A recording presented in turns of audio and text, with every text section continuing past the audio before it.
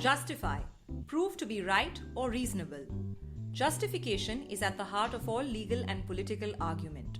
But at a time when argument itself is slave to appearances, it is time to bring back a culture of justification. Justify, a podcast on law and politics in India from the Vidhi Centre for Legal Policy, hosted by Arghya Sengupta. Welcome to another season of Justify. India is gearing up for the next general elections soon. Alliances, seat sharing, and swing states are the talk of the town. Election frenzy is beginning to grip the nation. But curiously, the role of the youth in influencing the outcome of these momentous elections is largely missing, except as rhetoric. In the 2019 general elections, out of the total 900 million voters, over 45 million were in the age group of 18 to 19, of whom only 15 million or less than 15 million actually cast their votes. Most studies on the subject indicate that interest in elections amongst the youth is rapidly declining. In a small attempt to course correct, this season of Justify, titled Why the Youth Matters, is dedicated to the role of the youth and why policy matters must play a critical role in their vote. Each episode of this season will be dedicated to one issue of contemporary law and policy which we feel ought to affect the youth's vote in the upcoming polls. It's our view at Justify that the first-time voter needs to think about how critical issues of law and policy will matter to the future of the country they call home. Today, in our first episode, we will discuss one such emotive issue that was relevant not just at the time when the Constitution was drafted and the Republic was formed, but continues to remain relevant today, and that is the question of language. Language is not only a means of communication, it is a storehouse of our literature, our stories, our culture, and our history. It's actually what makes us human. But there is a policy angle to language as well. How can language foster a feeling of nationhood? Does it necessarily mean that we need to have one language? Can multilingualism be said to be harmonious with an idea of nationhood? When we lose languages, don't we lose entire knowledge systems? Joining me today is Professor Anvita Abbi, a Padma Shri awardee and former president of the Linguistic Society of India. Dr. Abbi was former professor of linguistics at the School of Language, Literature and Culture Studies at JNU and has been credited with developing the department. Her research spans all 6 language families in India, from the Himalayas to the Andaman and Nicobar Islands. She is an adjunct professor of linguistics at the Simon Fraser University in Canada and serves on the expert committee on the UNESCO World Atlas of Languages. Professor Abbi, welcome to Justify. Thank you, Namaskar. I'm very happy to join Justify. This is my very first entry into this, and I hope your audience would be happy to know about languages or language that I'm going to talk about. Thanks for inviting me. No, it's our pleasure. I'm sure this is the first of many podcasts that you'll do, and I'm sure our audience will be keenly awaiting what you have to hear, what you have to say. So let's start with a generic question. As a linguist, you study the structure of languages. Why do you think linguistics is important? Well. You see, linguistics is actually science of language and languages. We study various kinds of languages spoken around the world, and each language is constituted and evolved in very different way from other. So the diversity of languages is imbibed into the structure of the languages. And structure of the languages are not just the grammatical, rules, how a word is formed or how a sentence is formed, but if once linguists have the knack of untying the complex knots of the grammatical structures, and we find out that how a particular grammatical structure has been formed, what does it emote, and how does it relate to the society. To give you a very small examples, most of the Indian languages have 2 or 3 different second person pronouns, that is the equivalent of English you. right? In English, you have only Right. one U, but in Right. Hindi, you have tu, tum, and aap. In Bangla, you have tui, tumi, apni. In Punjabi, you have ni. In Tamil, you have ni, ningar. And so on and so forth. The entire country, leaving aside some of the languages of the Northeast, has three different U's. Now, why do you need three different U's? Because our language, because our society is so stratified, because we have different kind of social human relations. Intimacy plays a very important role for us. So when the mother talks to her son, as to, it's not considered derogatory, right? It's not considered intimidating. It's Right. considered very close, very, very, very loving. In fact, when mother says up, I mean, if my mom says up to me, I would feel very funny, and I immediately know maybe she's very angry with me and she wants to distance me from her. So you In see, fact, that's actually quite interesting because I come from Calcutta, and in Bengali, of course, my mother would say tui to me without any question. And when I now live in Delhi for the last 10 years, and I mm, constantly hear parents talking to their toddlers saying aap, and it keeps jarring in my ears. So it's actually very a true, very very interesting true. example. Even I have noticed this, why Punjabi people always call their children or address their children up. And when I ask them, the answer comes that they said that, oh, we want to teach them that they should use up to everybody, which is ridiculous. I mean, we That's never had, as a Hindi speaker, we never had problems of distinguishing between tu, tum, and up, and also the choices. You see, the brain, it understands the choices that we make is very important, to whom to address as tu, whom to address as tum, and whom to address as an up. But your same mother, suppose speaking about you on a stage, she would never say tui. She will say आपने ऐसे किया था और आपने ये रकम करेছে. Something that's like right. that, right? So That's she right. is giving you respect in public. So the tu changes to aap in public because the addresser wants to give you respect. So what I was saying, that the structures are important to give us the social. Now this just one particular fact alone gives you the social or the nature of the social organization that we live in. Similarly, there are many, many aspects of linguistic structures that are very important to learn, because they tell you about the worldview of the society. Great Andamanese grammar exposed me to the worldview, which I'll talk about it later. But I realized that the hunter and gatherer society considers and conceives their world very differently than us. You see, there's another interesting example I can give you, because the words or the lexicon in a grammar of any language basically tells you how many ways, what are the diverse ways of perception. There are 9 different shades of blue in the Maya language of Arizona. Sorry, an Amazonian forest, because this is a South American language. Right. 9 different shades of blue, they have these words because the butterflies that they see in the forest have different 9 colors. You see, Right. 9 different colors of blue. So they have these 9 different names for these blue shades. But when the dictionary of this language was made in Spanish, so the Porwa Spanish dictionary, when it came out, since Spanish does not have 9 different shades of blue, the blue color was translated into 3. And Right. when this dictionary was taught to the second and the third generation of Maya speakers, they only learned 3 shades of blue. When they learned for 3 shades of blue, when they go back to the forest, they only perceive 3 shades of blue. They don't Right. perceive nine more. You see my Right. point? No, that's fascinating. That's fascinating because actually it works both ways. It's not just the fact that words are responding to what you see around you, but it's also that if you don't have words for it, then you don't see those things around you. Yeah, Uh, that's no, when that's we were absolutely collecting fascinating. names of the we were sorry to No, no, intervene. please go ahead.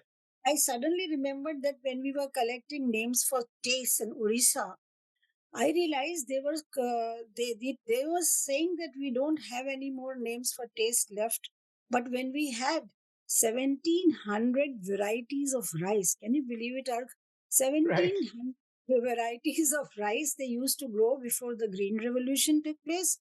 And they said each rice We used to cook differently. Each rice had a taste different, and then we had a lot of taste.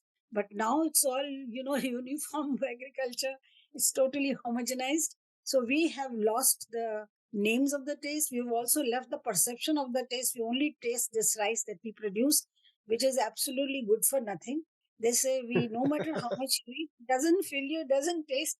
And they say we just used to use that rice, and we used to feel, because they also told me about the medicinal properties of the water that they take out of that rice, and their Right. names, which they said in stomachache we used to drink the water of this particular rice, in Right. headache Right. we used to, those kind of things. So the language actually imbibes, and in itself, a large amount of indigenous knowledge, No, and this that is an absolutely fascinating point, and I think there are a lot of threads to unpack there, Professor Abbi. So why don't we unpack it through the language family that you have done some really seminal work in, which I know absolutely next to nothing of, which is the great Andamanese language. And could you tell us a little bit more about your work? And for our listeners, Professor Abbi's discovery was that the great Andamanese language is part of an altogether different language family and is now credited as a distinct language family in India. So could you tell us a little bit more about your work with the great Andamanese language and what the status of these languages is today? Oh my God, that's a long topic. And since my involvement, I know you could speak about it for 2 years, but yeah, let's and I can go on and on, but and my immersion, I shall, in brief for yeah, non-linguists like us who are yeah, interested but I have no will. knowledge. Okay, I will. My immersion is so much in this family of languages that it's difficult to be very objective, but nonetheless, I'll tell you, for your audience, you see, before I started work on Great Andamanese, Andamanese languages were considered as one family by linguists and anthropologists and others, having three branches: Jarawa, Onge, and Great Andamanese. In 2001, I took a pilot survey of the entire set of Andaman Islands, that is from north to south, and Little Andaman, where Onge is spoken. I lived in the jungle with Onges, that's a very difficult journey anyway, from Port Blair to Little Andaman. We had to cross the creeks with crocodiles, laden with crocodiles. You won't believe, such fat crocodiles I've never Wow. seen in my life. Wow. And the hut I was living in was always frequented by green snakes. you know, and what leeches and You could really write a book about this, yeah, it which was is horrible. Anyway, a but novel. But did you speak Onge yourself? no, I don't. In fact, linguists never speak the language they're working on. Oh, But I see. That's within interesting. 2 or 3 days, yeah, that's very interesting because it's a science of language. And as I always call that, we are speech detectives. So, Right.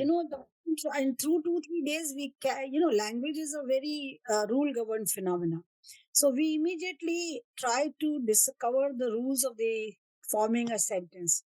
Once we know the rules, we start forming the sentences without phonological analysis so that we can pronounce as well, as good as they are. And interestingly, always the native speakers correct us. No, no, no, this is not this, this is not this, this is way. So, we learn by mistakes, and in 2 or 3 days, we go sort of, catch up with. Right. So, I think that when I worked on Onge, then I came back, I worked a little bit on Jarawa and Great Andamanese, and I realized that Great Andamanese is a class apart. And on my pilot survey, I presented my research in Max Planck Institute of Evolutionary Anthropology, which is an MPI, one of the famous ones in Germany. And many linguists and scientists were sitting there, and they thought I should go deep into Great Andamanese because what I'm presenting is something which is they had never heard of. So this was in 2003. And in 2005, the geneticist, the molecular biologist from CCMB, worked on the mtDNA samples and some blood samples of Onge and Great Andamanese, and reached the conclusion that Great Andamanese and Onge constitutes different haplogroups, that is Right. M31 and M32. So they said that genealogically they are very, very different groups, haplogroups. Then somebody pointed to them that what you are saying, a linguist had already said it earlier, and they didn't believe it. So I remember I addressed the European Molecular Biology Congress to tell them that how linguists can also, unearth the distinctiveness of language or languages, and hereby, and so thereby the communities. And so they were asking me, does the linguistics provide robust markers? And yes, it does, because once you do the analysis and the grouping very carefully, you do. And Great Andamanese, then I got deep into it and I studied the language. I talked to them and I realized many interesting features of this Great Andamanese language. But Is it let one me language or is it a family of languages? No, it is a family of 10 languages, but most of them are extinct now. In fact, Right. most of them were extinct during the British rule when 1935. But when I reached the island, there were remains of 4 languages. So Right. this was Jero and Khora, Sare, and Bo. And each speaker had, some kind of what you can say the underlying structures of its languages, especially from lexicon. They had maintained their languages, but the grammar is of Jero language. So the base, so it's kind of a mixed language that they speak now, which I call PGA, present Great Andamanese. Right. And draws its lexicon from 4 languages, but the grammar, as I said, is based on Jero. And that grammar is very, very unique. And when I discussed with the geneticists, I realized that the Andamanese are the remnants of the very first migration that took place out of Africa 70,000 years ago. Right. And they also are from genetics study. I realized also that the Great Andamanese specifically remained in isolation for a very long time. They didn't let anybody step on their island till the Britishers established the penal colony, as you know, Kalapani, in Right. 1868. So only from 1868 they came into contact with the Britishers and the Bengali Babus who came with the Britishers from Kolkata. Right. So But so could you they tell us contact what is unique about this the grammar and the structure that you were talking about of the language? the uniqueness comes from their perception or their world view. And that's what I said in the beginning, why language structures are so important. They divide their body into 7 divisions, theoretically or philosophically, you can say. And each division has several parts. And over the years, I'm sure these parts divisions must have had names, but they have been over the years, grammaticalized. That means they have become shortened, just Right. so one word has become like a some kind of an affix, like prefix. So these are like prefixes. And for example, so these 7 divisions have 7 different sounds, and these divisions are attached to every part of speech, uh, in the language. So Could you give an there are example? Bit hard to follow. Yeah. yeah, for example, when we learn grammar, we know that there are parts of speech like nouns, adjectives, Yes. verbs. Yes. Now, in this language, what happens? The each part of speech, that means each noun, each adjective, each verb, each adverb has to be preceded by a particular body division marker. Without that, you cannot speak it. For example, the word for tongue is tat, but you have to say Right. atat. So the anything which refers to the mouth or Right. origin has to be preceded by a. So saliva, since it comes from the mouth, is a poop, but it has to be say a poop. No, but But what that's not about, sorry, just to push you, but what about if I wanted to say chair? Would I say like head chair or like tongue chair or mouth chair or something like that? no. No, chair is a separate object. The Yeah, most of the objects, inanimate objects, and the flora and fauna are not preceded by this. But they are not preceded. let's give you Okay. the example how it is uniqueness that you Right. asked me. See the so when you this is all right, the tongue and the saliva example that I gave you. But if you say somebody is mute, or I don't want to use the word dumb, mute, Right. somebody who cannot speak, That is the Right. adjective of the characteristic feature of the mouth. So you Right. have to say, not the word is moo, but you cannot say moo, you have to say moo. Amu. I see. I see. I Similarly, see. if somebody is Hmm. greedy, you have to say ajom. You I see, see. Aju. now, Hmm. in the verb, when you say keep quiet, keep quiet, keep quiet in the class, that means basically you want people to shut their mouth, right? Yes, So the that's for keeping quiet is thitul, but you can't say true. Hmm. thitul. You have to say a thitul. I Now, see. this, another example very interesting for your audience would be that, air again is a prefix which is for external body parts like arms, shoulders, and, Okay. a face, and so on and so forth. So if somebody is very beautiful, like a Miss World or somebody, you can say Hmm. air bungoi because I bungoi see. is. But if somebody is very nice, like means you just say she's a beautiful person, inside. Hmm. Hmm. You have to use that body division marker, which is reserved for the internal body parts, which you cannot see, like liver, I kidney. see. Fascinating. Then, Fascinating. so the same adjective bungoi will have two forms, air bungoi and a bungoi, depending what you're talking about. So this is a very unique, and I had never addressed this kind of complex problem. I have worked on more or less 100 languages of India by now, but never ever came this kind of a thing. No, this is really fascinating. And you said, however, that tragically this is almost extinct. And could you tell us a little bit about what the status of these languages is, and more generally, what happens when a language family dies?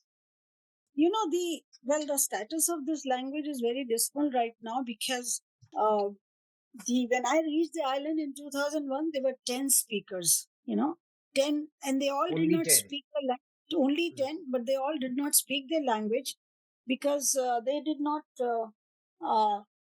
not have many people to talk to. You see, so but now there are only 3 or 4 speakers left, and they have forgotten their language.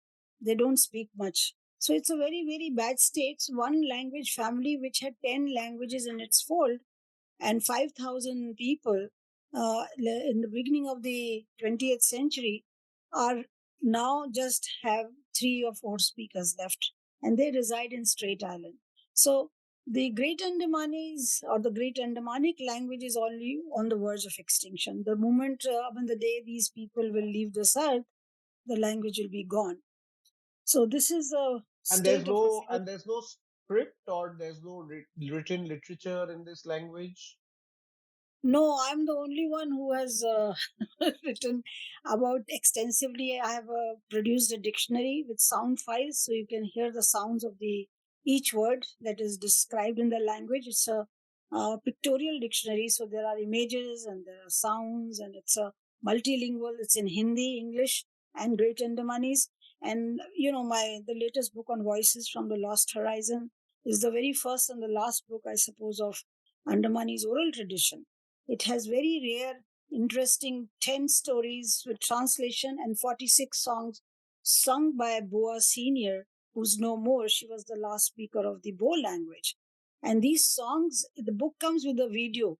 So it's an amazing book because there are QR codes. You can scan them, it takes you to the video of the Right. songs. So we'll So, certainly link that in the notes so that our listeners can also follow yes, those links and yes. listen to those videos. It sounds fascinating. This is something that I'm sure very few of us will have known anything about, and so it's great learning for us that I'm, this is that we are witness to something so tragic that a language family that had 5,000 speakers at the turn of the 20th century now has 3 to 4 speakers who are really the last vestiges of that language. And it's sad, but it's also wonderful with the work that you've done, that we will not forget these languages. So yeah. You said it right, Arghya. I'd like to add that your audience may like to read my latest article in Scientific American in the June issue. And if they read it online, there are many links. They have been very nice. They have given the links of these videos that you just talked about. But in addition to that, they've linked to my website, which is www.andamanis.org, which has Right. lot of information. But there are other links also. But the Scientific American article, I was commissioned to write this long essay, and I have described the language. Uh, I mean, in as easy term as I could, not taking into account a lot of linguistic jargon as I Right. just said.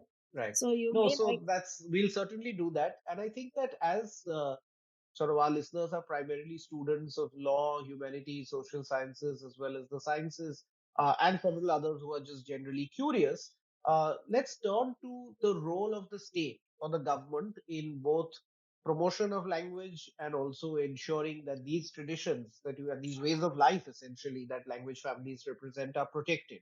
So in India, there is a significant debate on first what the state considers a language. So this, according to the census, a language is a language if more than 10,000 people speak it. So according to that definition, Great Andamanese would not be a language or would never ever have been a language even at the turn of the 20th century. The eighth schedule of the constitution, of course, has 22 languages which are sort of spoken across the country, the more better known ones. But it also faces a lot of criticism for excluding languages. And we've, of course, heard recently calls, not by the at the highest levels of government, but by many people, in terms of Hindi being the official language and one nation having one language. So, as a linguist, how do you see the role of the state in promoting languages? Uh, that's again a very interesting, very current, but a question which needs a lot of time, for me to explain. I'll try to be brief. You see, the role of state for promoting language should be based on our linguistic diversity and multiplicity of languages, meaning thereby we are a multilingual country. We have been multilingual. It is not a new concept. It's a multilingual society, but so state has to take into consideration the fact that we have grown up in the multilingual atmosphere. When a child comes to school, he's not a monolingual. He's already well versed in the language of his comfortable level, whatever it is, a home language or a society language. He's already comfortable with that. So we cannot trust a child at the age of 5 with the exclusive language as a medium of instruction, because it's a double disadvantage. He's a double disadvantaged student. He not only is learning a new language, he's also learning the new language as a medium of instruction, you That's see. right. And he's forgetting his entire knowledge base and the entire way of perceiving the world, and the perception and the cognitive abilities which he walks in with in his language. So it's very important that the language of the child, or the home language, or the language that he's comfortable with, or the whatever the language. Because sometimes it's a contact language, sometimes it's the language that the society uses it. For example, many of the tribal languages in Jharkhand use Sadri. So Sadri can be the language of the child. So whatever the language is that the child is should be taken into consideration. But coming to your point of the language, 22 languages, perhaps you have noticed that the census reports, 2011 census reports 1,369 mother tongues. That's right. The census does not want to label it either a language or as a dialect. They have been very careful. So they said 1,369 mother tongues because these are rationalized mother tongues. If you go to the data little deeper, you realize that they have mentioned that there are reported mother tongues are 1,900, no, 19,569. Sorry, Right. 19,569 are reported mother tongues, but they have not, they have classified it in 1,369. I will like to go with the rationalized classified mother tongues because people have the habit of not knowing the name of the language. When the reporter comes to ask them, they say whatever it comes to their mind. So somebody can say, I'm a Teli, I speak Teli language because he works in the oil. you know Right. Right. Right. and Right. there are all kinds of reports. When I can say I'm speaking Abbi language, so he'll report Abbi That's the language. that's You right. know what I mean? That's right. So let's So take 1369. Yeah. 1360 died. Out of that, if you go by the hierarchy, the topmost hierarchical status in our communities of English, which is not part of the 1369 mother. No, they are part of the 1369 mother tongue. They're not part of the scheduled languages. So the Right. scheduled languages are 22. So Right. 22 and English is 23. Now, out of these 22 scheduled languages, there are some other varieties which you can call dialects, which I don't like the word language dialect, and I'll come to it why. Because there are varieties of scheduled languages, there are 101. Okay. Then there are 98 non-scheduled languages. They comes next to the in the hierarchical scale. It's all almost like a upward pyramid. And then there are dialects or the varieties of non-scheduled languages of 50. So in effect, 272 languages are considered classified. Out of 272, one is English. So 271 is declared by the government of India that these are languages. Now, there are languages more than something like if you take the figure If you one, take 1369, then you're talking about at least another 1100 languages which are not classified. yeah, so there are exactly 1097 languages 1097. which are not recognized and they are called others. That means they are spoken by less than 10,000 speakers. Now, what is this? I mean, this almost looks like ignoring the linguistic diversity and the multiplicity of languages that are there in our country. So this is not, and then there are many sign languages for which we have no data. I know there are more than 2 million signers in our country. Right. So that's also a very, very much well recognized language all over the world because those Right. people have right to, that is one mode of language signing. Communication. Yes. Yeah, communication, actually, language is more than communication. It's your whole life history, That's and right. it's your identity. And more than that, it's your identity. Right. So the language dialect question is a very tricky. It's a political question, to be very frank. You know, Right. example, if you look at the census report of Hindi, it says there are 57 varieties. So under Right. Hindi, there are 57 names of, I would say, of languages. They are not dialects, but they are considered dialects because they are under the rubric or the one big umbrella of Hindi. Now, for example, Maithili was one of the varieties of That's right. Hindi to be Which got considered, upgraded. and it is it's upgraded after the they started the revolution that Maithili should be a scheduled language and so on and so forth. And now Maithili has become a language scheduled languages.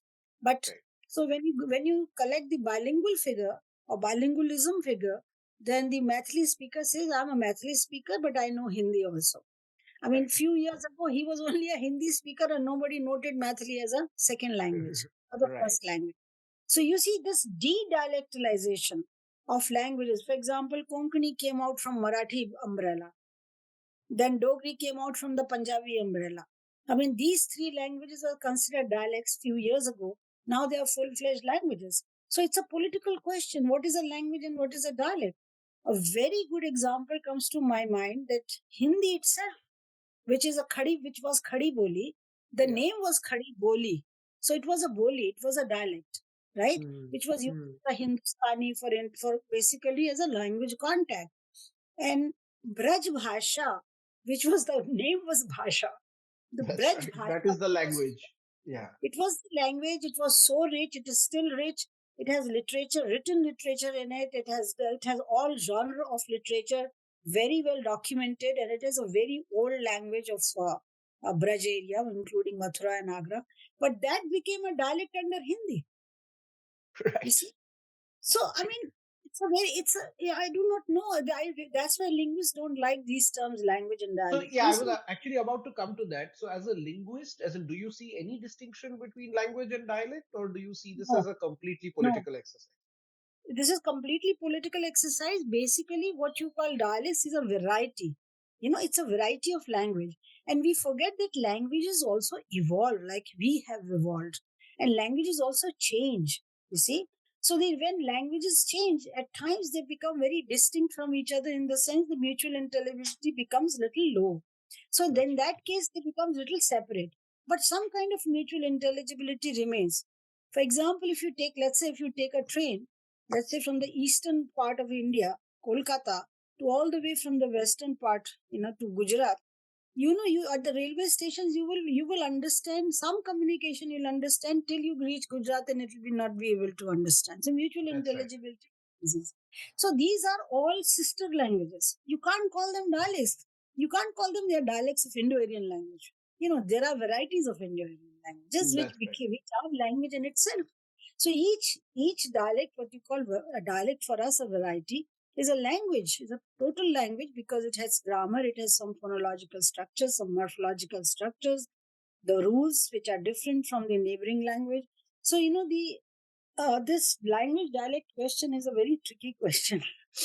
No, that's right. And- No, that's right. And of course, I mean, the reason why it's a tricky question is also why it becomes a political question, because anything that's tricky is also amenable to politics. And of course, language, just as a constitutional lawyer, the question of official language was the most debated question in India's Constituent Assembly.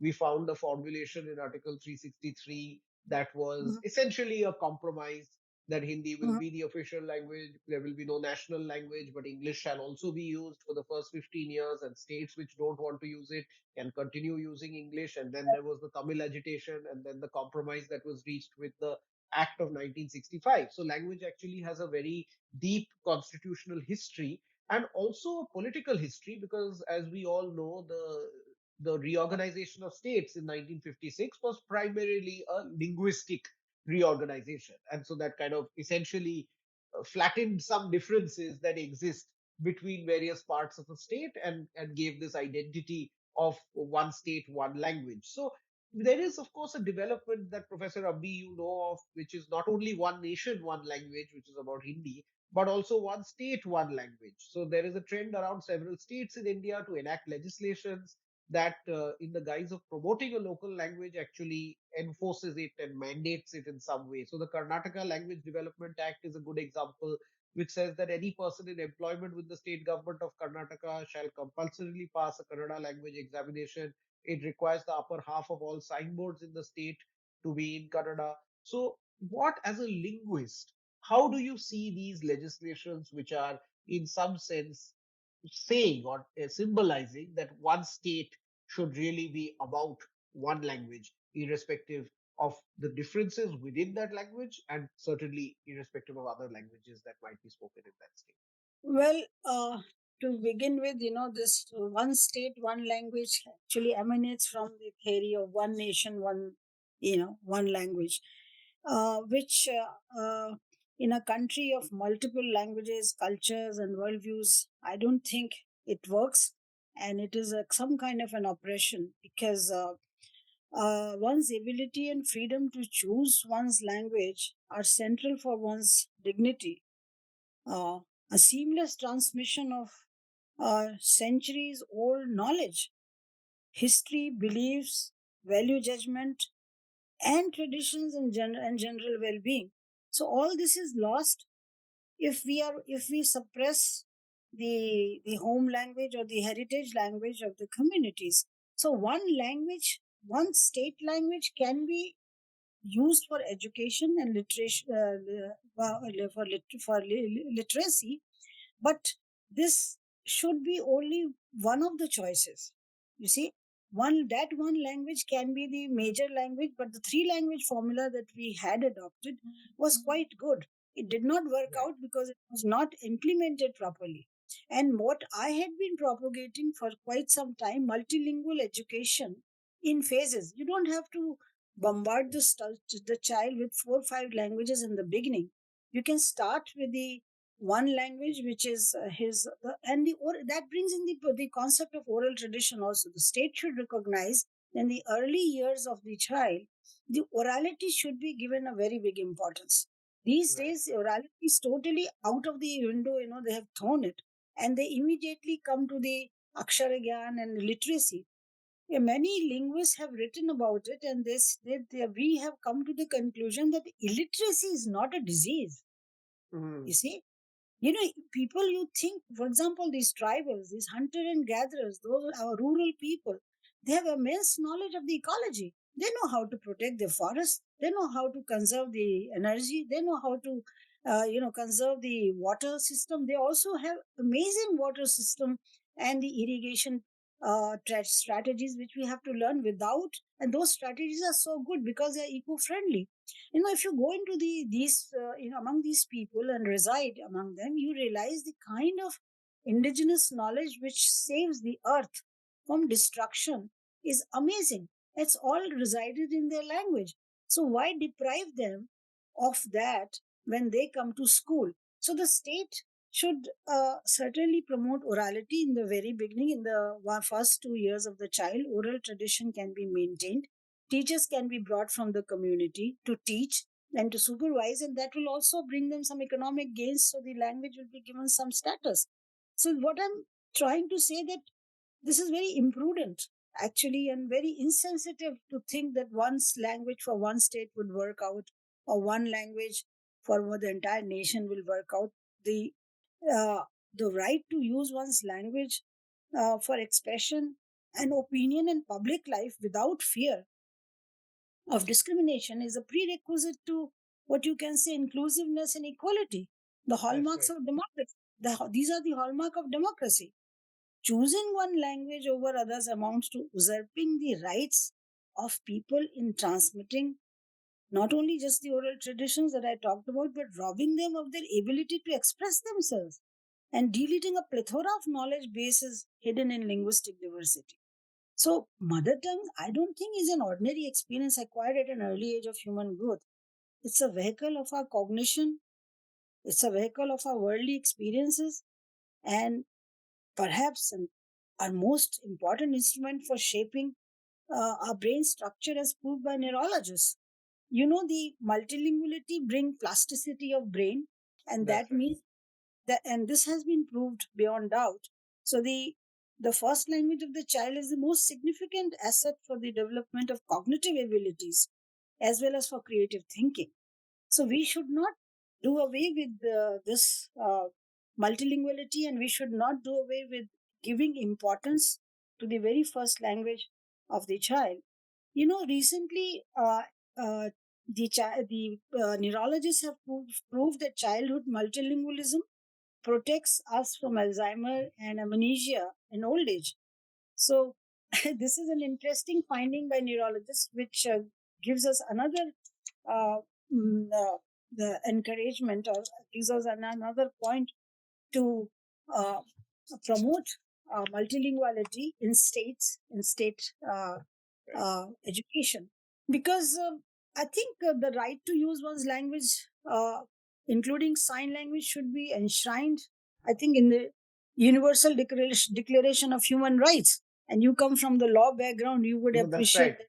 I think this is Yeah. actually a suggestion that, as lawyers, we should take up. That certainly in the Constitution of India, where the right to life is guaranteed to everybody, uh, the fundamental attribute of life is the ability to be able to speak in one's own language, and the ability to do that without discrimination should really be part of Article 21 of the Constitution. So that's a great suggestion, Professor Abbi. I'm certain that someone will take it up in due course, and hopefully there will be an authoritative pronouncement from the court. But this is actually what you said is really fascinating, that multilinguality is natural to us, and any effort at trying to pigeonhole that into narrow categories based on European constructs of one nation, one language is really a crying shame, and we should avoid it at all possible costs.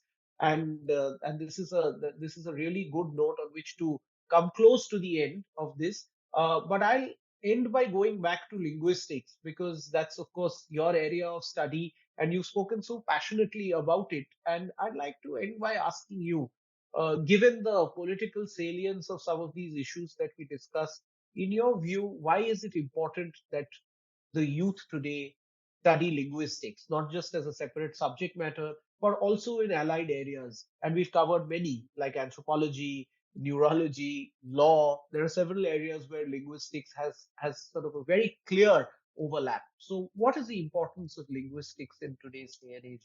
See, linguistics is it has been important from time immemorial, I will say, because Paninian grammar, written in 500, 5th century BC, uh, itself is a treatise on how well the language is analyzed and how the language depicts the society that was there.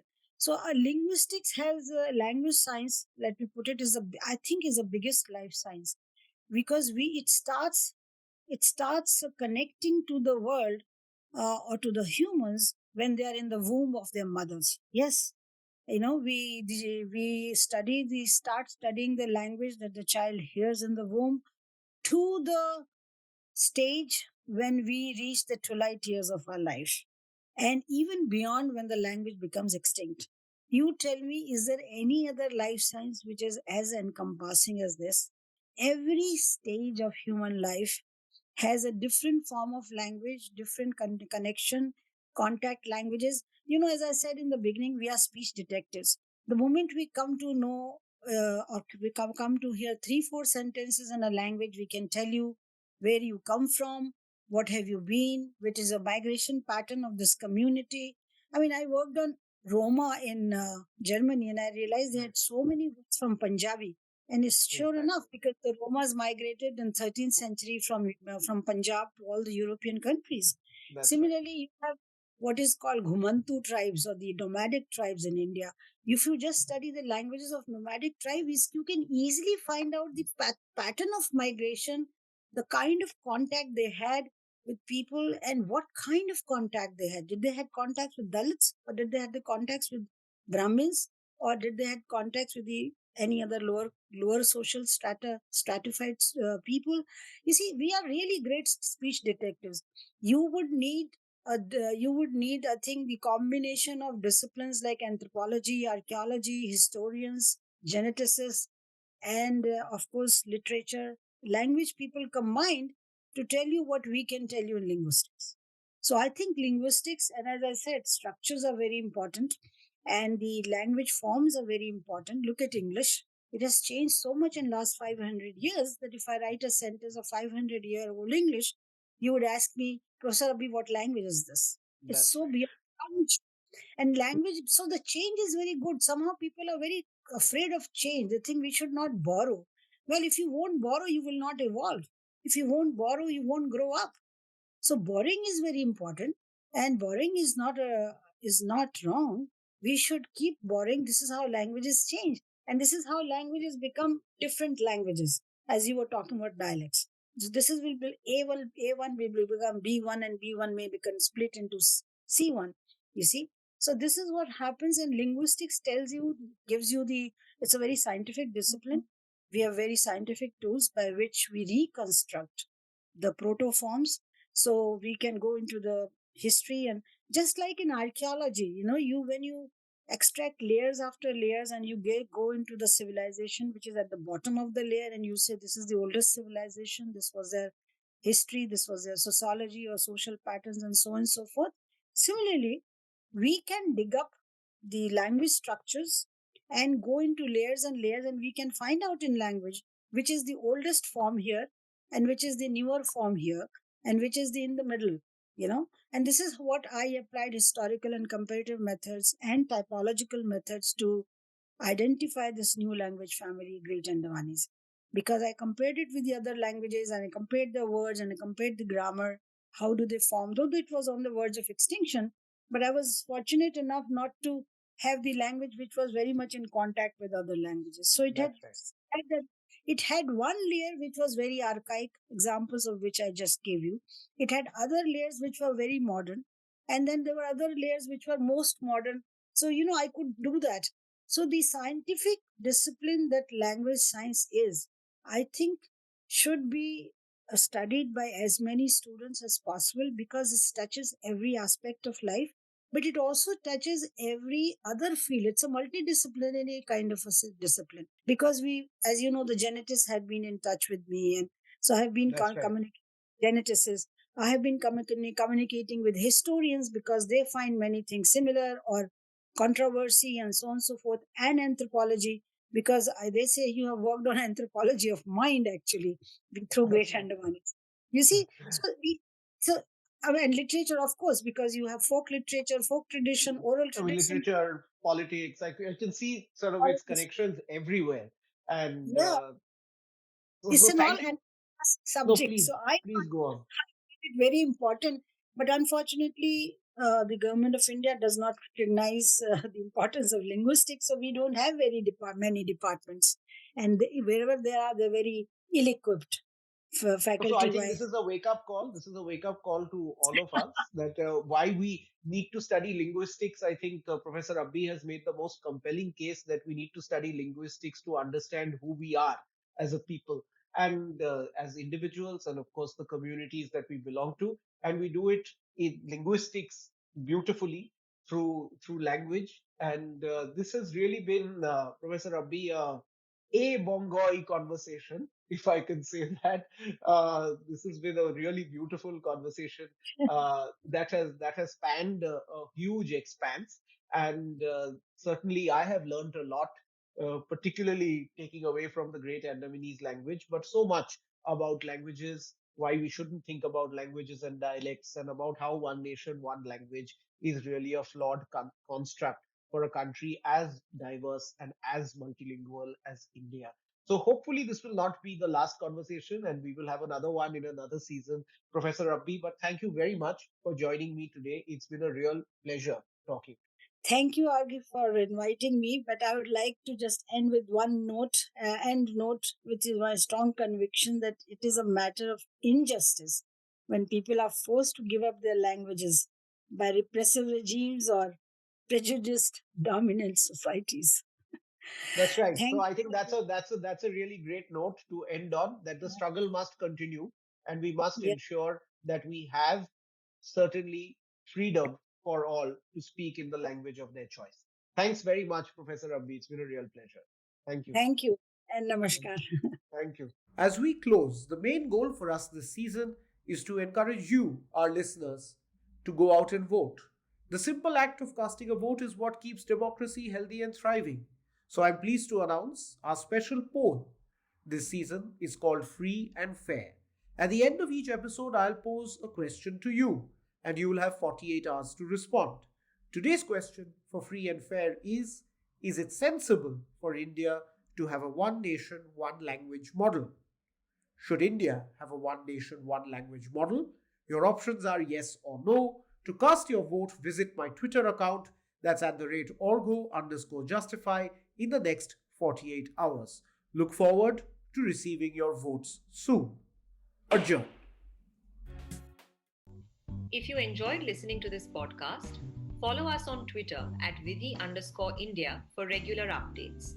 We are on SoundCloud and Spotify as Vidhi Center for Legal Policies podcast. You can also listen to us on Google Podcasts or iTunes. Email us at justify@vidhilegalpolicy.in to share your comments and feedback on this episode.